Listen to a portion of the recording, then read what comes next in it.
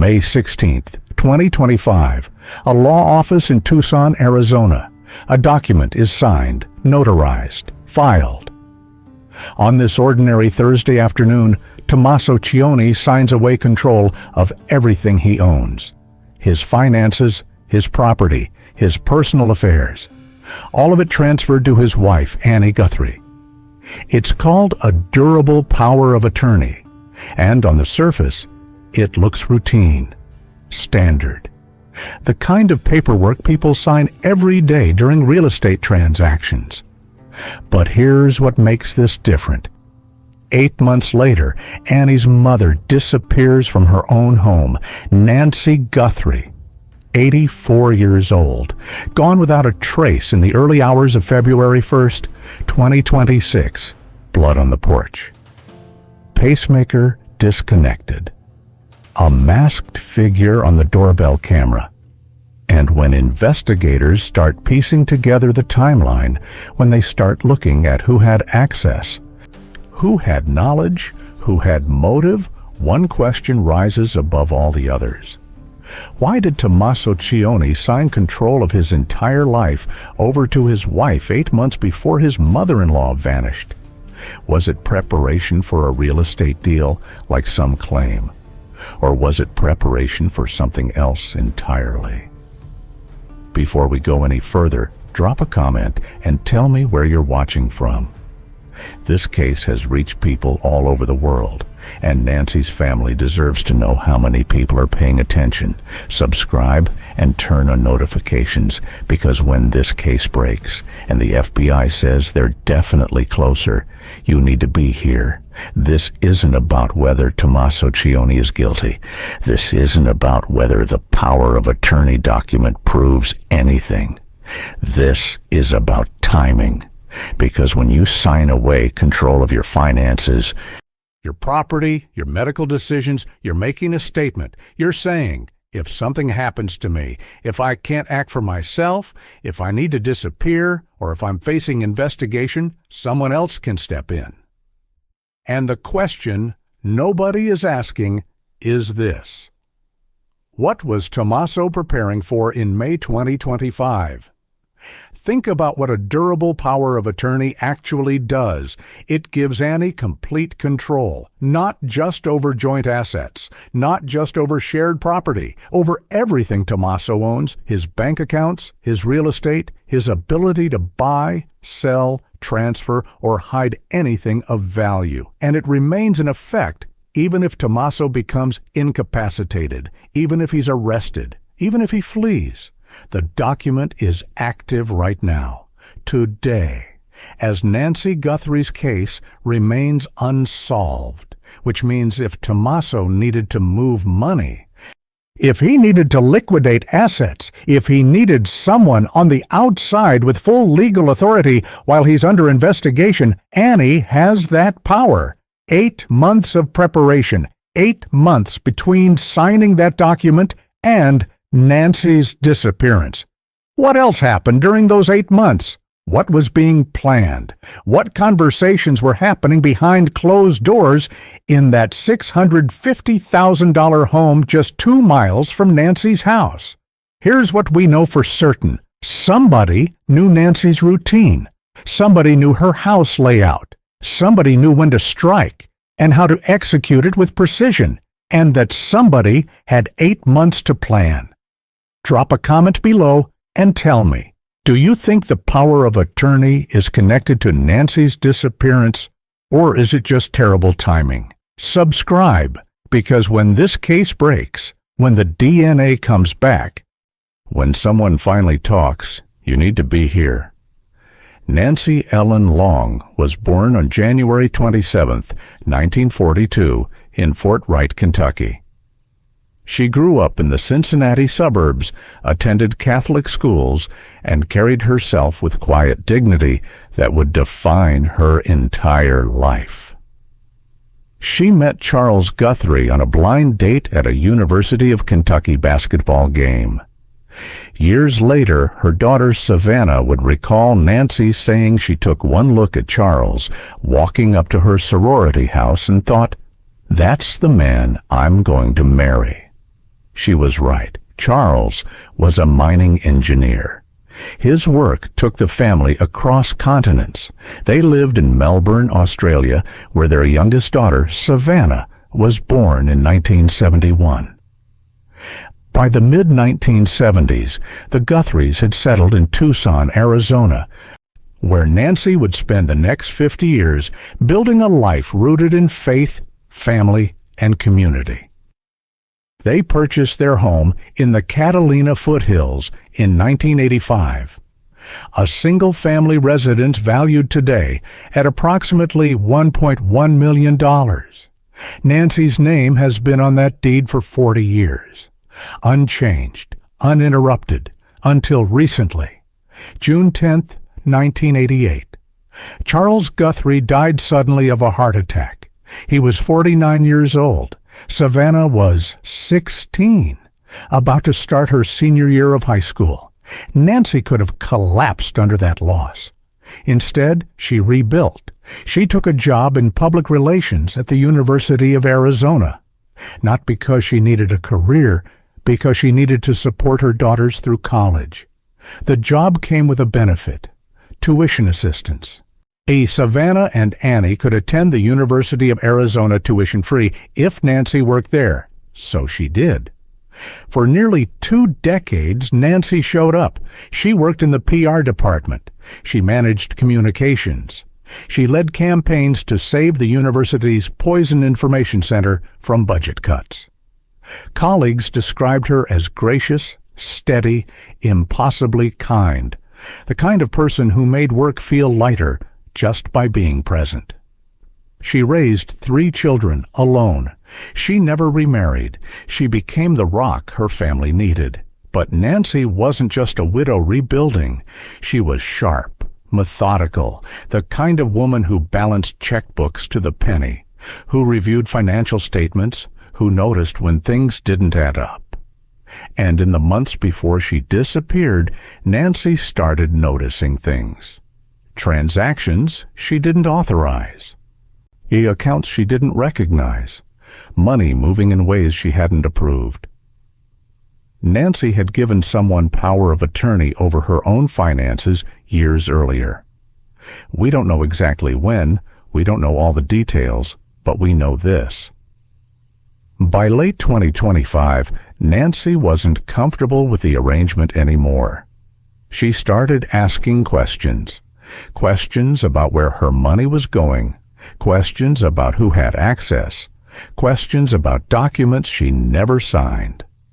Former colleagues who knew Nancy describe her as someone who didn't make accusations lightly. She wasn't paranoid, she wasn't confused, she was methodical. If Nancy said something was wrong, something was wrong.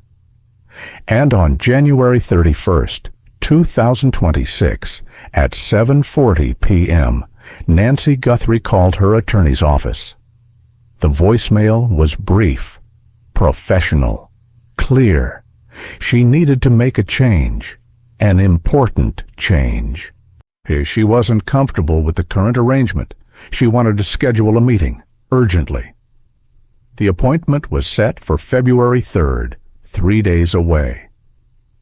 Nancy planned to revoke someone's power of attorney, to take back control of her finances, to lock down her accounts before more money disappeared. But that meeting never happened, because less than 6 hours after making that call, Nancy Guthrie disappeared from her own home. Let's talk about the family Nancy left behind. Annie Guthrie, Nancy's eldest daughter, a poet, a jeweler, the publicity and marketing director for Core Press, someone who worked at the University of Arizona Poetry Center, following in her mother's footsteps. Annie married Tommaso Cioni in 2006, 20 years of marriage. They have a son together. They live in Tucson, just 10 minutes from Nancy's house. Close enough to visit regularly, close enough to know her routine, close enough to have keys. Their home is valued between $650,000 and $1 million, depending on the source. Less than Nancy's, but still substantial. Tommaso works as a middle school AP biology teacher.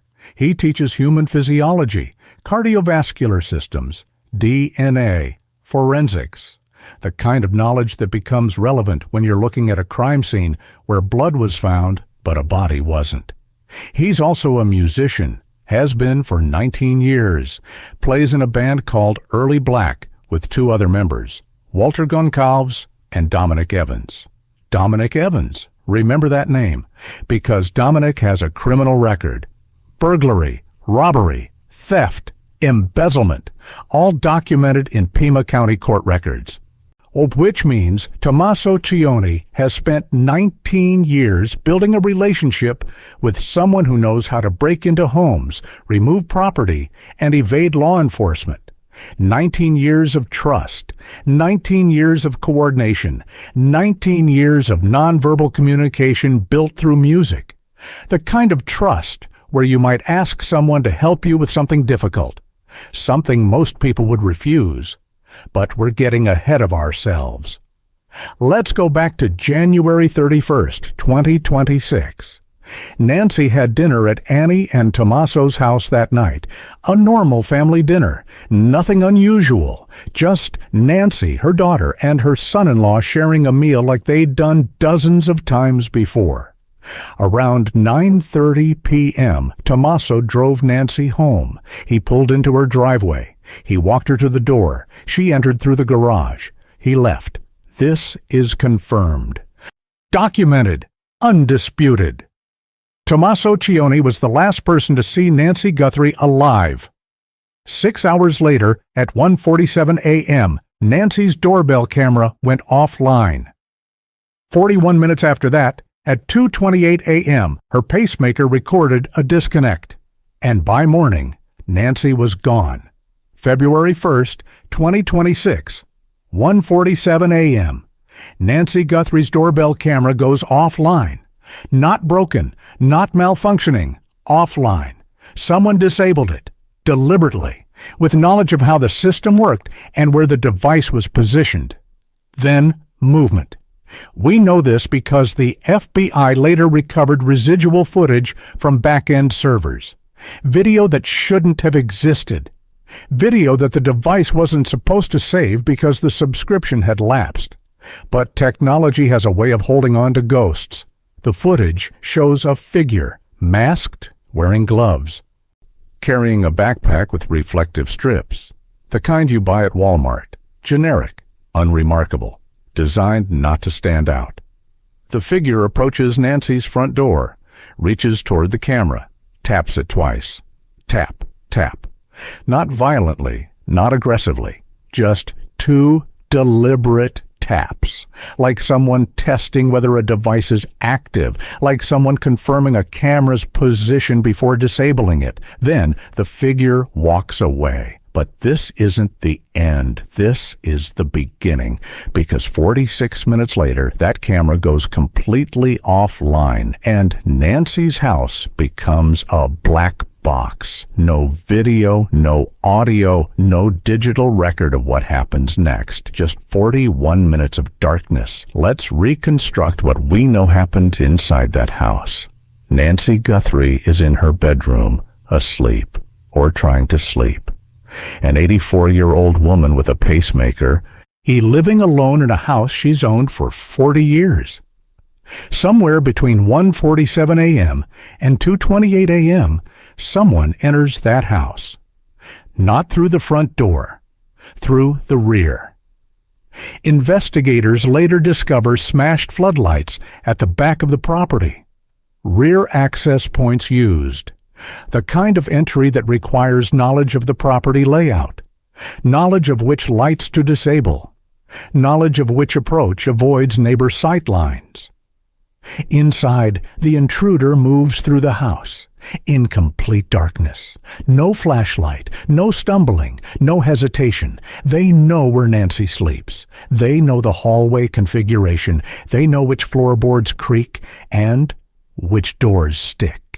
This isn't someone guessing. This is someone who's been here before. At 2:28 a.m., Nancy's pacemaker records a disconnect. Let's talk about what that means. A pacemaker is a medical device implanted in the chest. It monitors heart rhythm. It transmits data to an app on the patient's phone via Bluetooth. If the signal disconnects, it means one of two things. The device was physically removed from Nancy's body, or Nancy's heart stopped transmitting detectable signals. Neither option is good. Medical experts will tell you a pacemaker disconnect doesn't automatically mean death. It could mean severe cardiac distress. It could mean the device was damaged during a struggle. It could mean interference with the Bluetooth signal. But combined with everything else, blood on the porch, a missing woman, no sign of Nancy anywhere, the disconnect takes on darker implications. Something happened to Nancy Guthrie at 2:28 a.m., something final enough to register as a medical emergency. And yet, no one called 911. No ambulance arrived. No hospital admitted an 84-year-old woman with a cardiac event, because whoever was in that house wasn't there to help Nancy. They were there to remove her. By 6:30 a.m., Nancy's family realizes something is wrong. She doesn't show up for her usual Sunday morning virtual church service. Nancy attends every week. She's reliable, punctual. Her absence is immediate cause for concern. Calls go unanswered. Texts go unread. Family members drive to her house. They find the front door locked, the garage closed. Everything appears normal from the outside. But inside, something is wrong. They call 911 at 12:03 p.m. Deputies from the Pima County Sheriff's Department arrive at 12:15 p.m. What they find transforms this from a missing person case into something darker. A blood on the front porch. Not a massive amount, but enough. Droplets, smears, signs of a struggle or an injury. The blood is tested. It's Nancy's. Inside the house, investigators find Nancy's phone, her wallet, her purse, everything she would need if she'd left voluntarily. But Nancy is gone. No forced entry visible from the front. No broken windows. No kicked-in doors. Which means one of two things. Nancy opened the door for someone she knew, or someone had another way in. Let's talk about the rear access. The back of Nancy's property is more secluded than the front. Fewer neighbors with direct sight lines, trees, vegetation, privacy. Someone who knew the property could approach from the rear without being seen. Could disable the floodlights without triggering immediate suspicion. He could enter through a back door or window that Nancy might have left unlocked. And once inside, they had 41 minutes. 41 minutes to locate Nancy, control her, move her through the house, transport her off the property. All without external witnesses. All without triggering neighbor attention. All without leaving clear forensic evidence that would immediately identify them. That level of execution requires planning, rehearsal, knowledge, and it requires help. Because moving an 84-year-old woman who may be struggling, who may be injured, who has a pacemaker disconnect and visible blood is not a one-person job. Not in 41 minutes. Not without mistakes. Not without leaving evidence everywhere. But two people? Two people change everything. One person disables the cameras. One person enters the house. One person controls Nancy. One person prepares the vehicle. One person handles the interior. One person manages the exit. The timeline stops being impossible and starts being elegant. 3 days after Nancy's disappearance, a ransom demand surfaces. Amount $6 million in Bitcoin. The demand is communicated through unverified channels.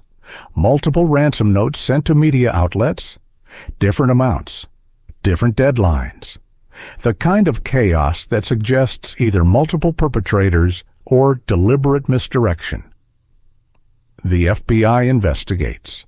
They trace the Bitcoin wallet provided for payment. It's inactive. No deposits, no withdrawals, no transactions. Which raises the question, if the motive is financial, why isn't anyone monitoring the wallet? Why isn't there any attempt to collect? Two possibilities. The ransom is staged, designed to misdirect investigators, to make them believe this is about money when it's actually about something else. Or the ransom is real, but the kidnappers are waiting for law enforcement attention to decrease, waiting for the right moment to collect without being traced. Either way, the ransom isn't the answer. The answer is in the house, in the timeline, in the 41 minutes between camera offline and pacemaker disconnect. And the answer is in the people who had knowledge, access, and motive. Let's talk about the glove. Approximately 2 miles from Nancy's home, investigators recover a single glove. Not a pair, just one. Black. The kind you buy at any hardware store, generic enough that it could belong to anyone. But this glove has DNA on it. Male DNA. Unknown. No match in the FBI's CODIS database. Which means the DNA doesn't belong to anyone with a criminal record, anyone who's been arrested, anyone previously entered into the system. It belongs to someone with no prior history, or someone who's never been caught. Now think about the location, 2 miles from Nancy's house. That's not where you drop something by accident. That's not where evidence falls during a struggle. That's where you dispose of something deliberately. You exit the immediate area. You drive away from the scene. You put distance between yourself and the crime. And then, when you're far enough away that the disposal site won't be directly tied to the primary scene, you ditch the evidence. But here's what's interesting about the glove. If Tommaso Cioni is involved in planning Nancy's disappearance, his DNA wouldn't be on that glove. It's because Tommaso doesn't need to wear the gloves. He's not the one entering Nancy's house in the middle of the night. He's not the one disabling cameras. He's not the one removing her from the property.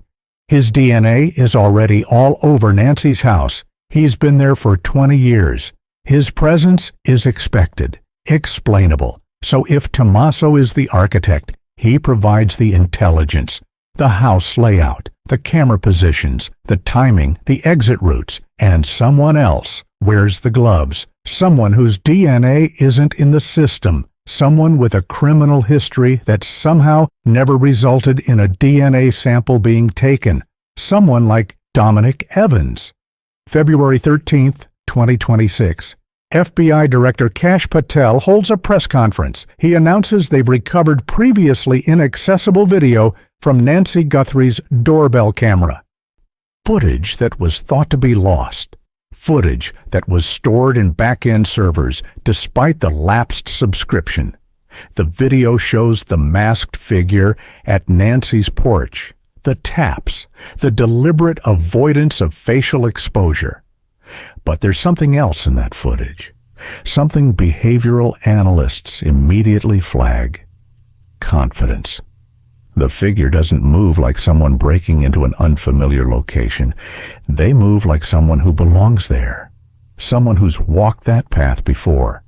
Someone who knows exactly where the camera is positioned and how to interact with it. Forensic behavioral experts call it ownership behavior. The way the figure approaches the porch. The casual tap on the camera. The lack of hesitation. This isn't someone testing the waters. This is someone confirming what they already know. And that behavior tells investigators something critical. This person has been to Nancy's house before, multiple times, enough to develop comfort, familiarity, confidence. Now let's talk about the power of attorney document. It surfaces publicly on February 10th, 9 days after Nancy's disappearance. Posted to X, formerly Twitter, by an account tracking the case. The document is unverified, but appears legitimate, dated May 16, 2025. It shows Tommaso Cioni as the principal, transferring durable power of attorney to Annie Guthrie. The document grants Annie authority over all financial affairs, all property transactions, all personal decisions, and it remains in effect even if Tommaso becomes incapacitated. Legal experts reviewing the document say it's standard, routine, the kind of paperwork signed during real estate transactions every day. But investigator St. James Hartline, an experienced citizen journalist, offers a different interpretation. He suggests 3 possible reasons for Tommaso's move. Mental health concerns. If Tommaso was experiencing psychological issues, he might want Annie to manage his affairs if he became unable to do so himself.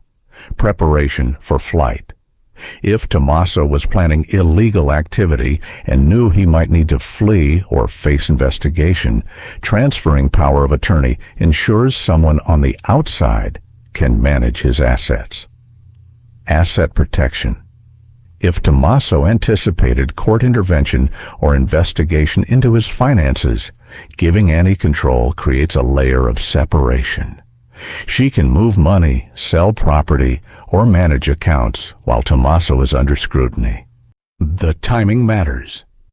May 16, 2025. 8 months before Nancy disappeared. 8 months to plan. 8 months to coordinate. 8 months to position assets and legal authority before executing whatever was being planned. And here's what makes it even more suspicious. Nancy was reviewing her own financial statements during this same period. She was discovering irregularities, money missing, transactions unauthorized, which means while Nancy was realizing she had a problem, Tommaso was transferring control of his own finances to his wife. Preparation and discovery happening simultaneously. Let's talk about the property values. Nancy's home, $1.1 million. Tommaso and Annie's home, $650,000. That's a $450,000 gap. Now ask yourself, if Nancy's estate is worth over $1 million and Annie is her daughter, what happens to that money when Nancy dies? It goes to her children, Annie, Savannah, Cameron, which means Annie stands to inherit a significant portion of Nancy's estate. But if Nancy was planning to revoke power of attorney, if she was planning to lock down her accounts, if she was preparing to change her will or cut off financial access, that inheritance becomes uncertain. Suddenly, the timeline tightens. Nancy calls her attorney on January 31st at 7:40 p.m. She schedules a meeting for February 3rd. She disappears February 1st. 48 hours between the call and the scheduled meeting. 48 hours to prevent Nancy from making that change. 48 hours to act before financial control is lost forever. The FBI has received over 13,000 tips since Nancy's disappearance. Investigators have conducted multiple searches of Annie and Tommaso's property. They've impounded vehicles. They've collected evidence. They've interviewed neighbors and associates. But no arrests have been made because tips aren't evidence. Suspicion isn't proof. What investigators need is one of 3 things: a confession, a witness, or forensic evidence that directly ties someone to the crime scene during the abduction. The DNA on the glove is evidence, but without a match, it's a dead end. The power of attorney document is suspicious, but legal experts say it's routine. The behavioral analysis of the masked figure is compelling, but it's not proof of identity. Everything is circumstantial. Everything is suggestive. Nothing is definitive, which is why the case remains unsolved 11 weeks after Nancy disappeared. But here's what investigators know for certain. Someone with knowledge of Nancy's house removed her during a precise 41-minute window. Someone disabled her cameras with expertise that suggests familiarity with the technology. Someone knew Nancy's routine well enough to strike when she was alone and vulnerable. Someone had access to Nancy's property multiple times before the abduction, based on the behavioral confidence displayed in the doorbell footage. And someone had motive to prevent Nancy from making it to that February 3rd attorney appointment. The power of attorney document doesn't prove Tommaso Cioni is guilty, but it does prove he was preparing for something 8 months before Nancy disappeared. Whether that preparation was innocent or calculated remains the central question. Let's connect the pieces. May 16th, 2025. Tommaso signs power of attorney over to Annie. Late 2025. Nancy discovers financial irregularities. January 31st, 2026. Nancy calls her attorney to revoke power of attorney. February 1st, 2026. Nancy disappears. If you believe the power of attorney is connected, here's the theory. Tommaso knew something was coming. He knew Nancy was reviewing her finances. He knew she was asking questions. He knew she'd eventually discover whatever was being hidden. So he protected himself. He transferred legal control to Annie. If investigators came looking, if Nancy made accusations, if financial crimes were uncovered, Annie would have the authority to manage, move, or hide assets while Tommaso faced scrutiny. And when Nancy scheduled that attorney meeting, when she set the February 3rd date, the clock started ticking. All because once Nancy revoked power of attorney, once she locked down her accounts, once she cut off financial access, any scheme involving her money would collapse. The window was closing. January 31st, phone call to attorney. February 1st, abduction. February 3rd, meeting that never happened. If the motive is financial control, the 48-hour window makes sense. If the goal is preventing Nancy from changing legal documents, the timing makes sense. If the plan requires Nancy gone before she can act, everything makes sense. But there's another interpretation. Maybe the power of attorney is exactly what legal experts say it is. Routine paperwork for a real estate transaction. Maybe Tommaso signed it 8 months earlier for a mortgage refinance or property purchase. Maybe the timing is coincidental. Maybe Nancy's disappearance has nothing to do with Tommaso at all. Maybe the masked figure is a stranger, a random criminal who targeted Nancy because she lived alone. Someone who saw an elderly woman in an expensive house and decided to take her for ransom. Maybe the glove with unknown DNA belongs to that stranger. Maybe the behavioral confidence in the doorbell footage is misinterpreted. Maybe investigators are focused on the wrong people. But here's the problem with that interpretation. Random criminals don't disable doorbell cameras with precision. Random criminals don't know the exact 41-minute window when a pacemaker will disconnect. Random criminals don't move through a house in complete darkness without stumbling. Random criminals don't know which rear floodlights to disable. Random criminals don't leave minimal forensic evidence. This wasn't random. This was planned. And the question isn't whether someone planned Nancy's abduction. The question is, who had 8 months to prepare? As of April 2026, 11 weeks after Nancy Guthrie disappeared, the case remains unsolved. No arrests have been made. No suspects have been named publicly. The FBI continues to process DNA evidence. Genetic genealogy databases are being searched. Family trees are being built to identify the unknown male DNA found on the glove. Sheriff Chris Nanos of Pima County has repeatedly stated that everyone is still a suspect. He emphasizes they're looking at everyone who had contact with Nancy, but no charges have been filed. The Guthrie family has offered a $1 million reward for information leading to Nancy's recovery. All anonymous tip lines remain open. The FBI encourages anyone with information to call 1-800-CALL-FBI. But rewards and tip lines don't solve cases. Evidence does. And right now, investigators are waiting for one of three things: the DNA match that identifies the person who wore that glove, the witness who saw something and finally decides to speak, or the confession from someone who can't carry the weight anymore. The power of attorney document remains a point of public speculation. Online communities on Reddit, X, and Facebook dissect every detail. Some believe it's proof of premeditation. Others insist it's routine paperwork being misinterpreted. Legal experts are divided. Some say the timing is too suspicious to ignore.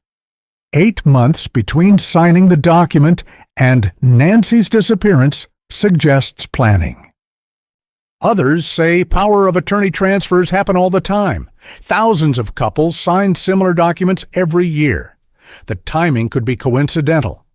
What everyone agrees on is this: if the document was signed in preparation for Nancy's abduction, it was sophisticated, strategic, the kind of planning that suggests someone was thinking months ahead. And if it's innocent, the timing is extraordinarily unfortunate.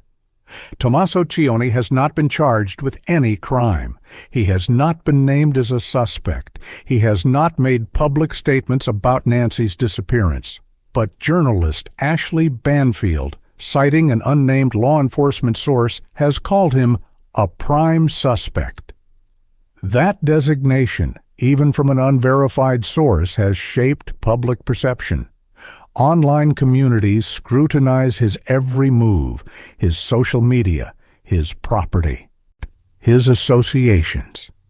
The pressure is immense, and pressure in cases like this is often what breaks things open, because two people involved means two people carrying the weight, two people who know what happened, two people who can't talk to anyone else about it, two people who have to trust each other completely not to break, and that kind of trust is fragile. The $1 million reward changes the equation.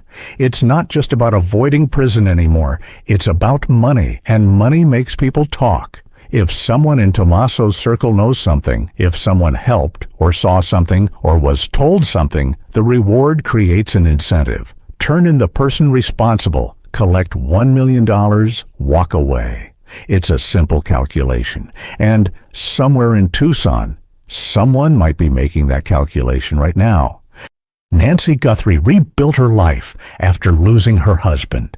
She raised 3 children alone. She worked for 2 decades to support them.